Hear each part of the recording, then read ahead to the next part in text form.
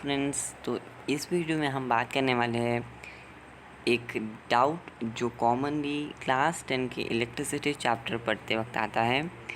आपने अमीटर और volt meter के बारे में पढ़ा ही होगा, सो उस केस में आपको ये डाउट ज़रूर आया होगा। लेकिन उससे पहले मैं चाहूँगा कि आप वीडियो को लाइक कीजिए, अपने फ्रेंड्स के साथ ज़्यादा से ज़्यादा शेयर कीजिए और चैनल को सब्सक्राइब करना तो बिल्कुल भी मत भूलिए।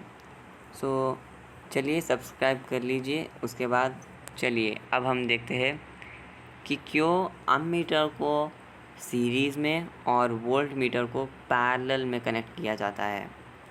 तो देखिए, अमीटर जब डिवाइस ये बनकर आता है तो उसका ऑलरेडी लो रेजिस्टेंस होता है और वोल्ट मीटर इसका रेजिस्टेंस हाई होता है।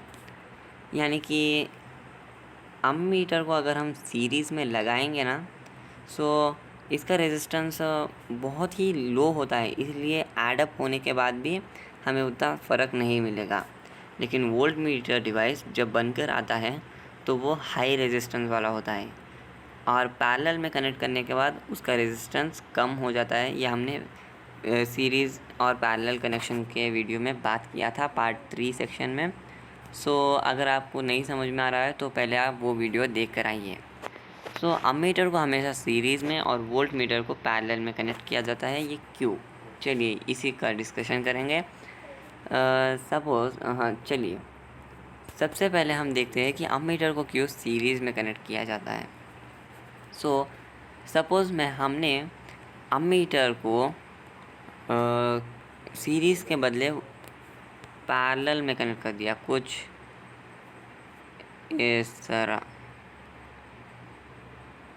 ओके, सो अब देखिए, मैंने कहा था कि पैरेलल कनेक्शन में, मैंने पार्ट 3 वीडियो में ये सब कवर किया है कि पैरेलल कनेक्शन में करंट अलग अलग होता है। यानी इस वायर में करंट अलग होगा और इस वायर में करंट अलग होगा। सो ये अमीटर इस वायर वाले करंट को डिनोट करेगा, लेकिन हमें तो इस वायर का नहीं बल्कि इस वायर के करंट का होना है मेजरमेंट। सो इसीलिए हम अमीटर को सीरीज़ में लगाते हैं। ओके, अगर हमें इसी वायर का चाहिए होता मेजरमेंट तो अमीटर को ऐसे कनेक्ट करने में कोई भी प्रॉब्लम नहीं होता, क्योंकि हमें इस वायर का मेजरमेंट चाहिए होता है, इसलिए हम अमीटर को सीरीज़ में कनेक्ट करते हैं। ओके, आई होप अमीटर का आपको क्लियर हो गया है। तो चलिए वोल्ट मीटर की ओर देखते हैं कि क्यों वोल्ट मीटर को पैरेलल में कनेक्ट किया जाता है। देखिए, वोल्ट मीटर यानी वोल्टेज मेजर करने का डिवाइस ये पोटेंशियल डिफरेंस को बताता है, यानी दो पॉइंट्स के बीच में कितना पोटेंशियल डिफरेंस है।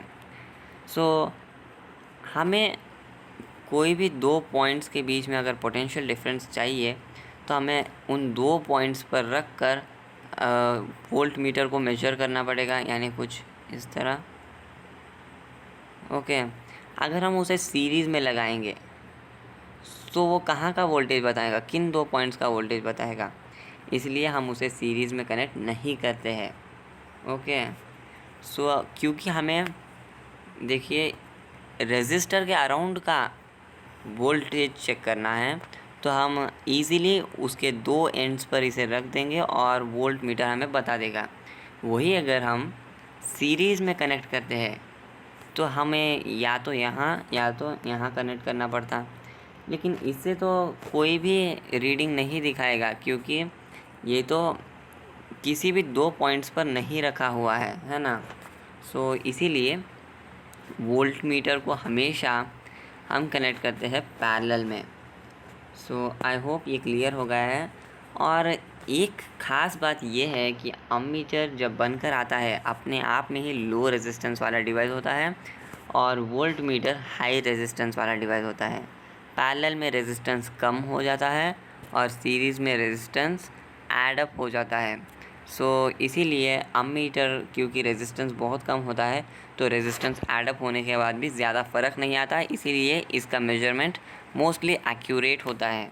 ओके, सो यहाँ पर इमेज में आप देख सकते हैं ए रेजिस्टेंस ऑफ ए 0 लिया गया है क्योंकि उसका रेजिस्टेंस बहुत ही लो होता है, और इसका रेजिस्टेंस कुछ 100 लिया गया है क्योंकि इसका रेजिस्टेंस हाई होता है।